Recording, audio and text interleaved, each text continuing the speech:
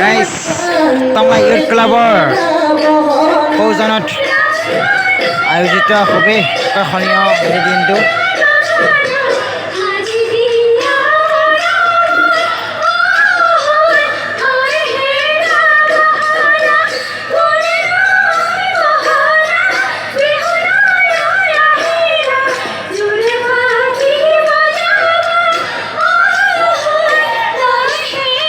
এতিয়া সন্ধিয়া 9 বাজিছে আৰু 9 বজাৰ দৃশ্য খুবেই আকৰ্ষণীয় হৈ পৰিছে। অকণমান পিছতে অসমৰ জনপ্ৰিয় কণ্ঠশিল্পী দিশু শৰ্মা ইয়াত উপস্থিত হৈছেহি আৰু তেওঁৰ গীতৰ সৰাই অকণমান পিছতে আৰম্ভ হ'ব। চাওক টংলা টাউন ইউথ ক্লাবৰ সংযোজনৰ আয়োজিত আজি তৃতীয়টো দিন আৰু এতিয়া উপস্থিত আছে টংলা উচ্চতৰ মাধ্যমিক খেলপথাৰৰ বুকুত। দেখিব পাৰিছে খুবেই আকৰ্ষণীয় এক উখল মাখল পৰিৱেশ আৰু দেখুৱাব চেষ্টা কৰিছোঁ গাইজ।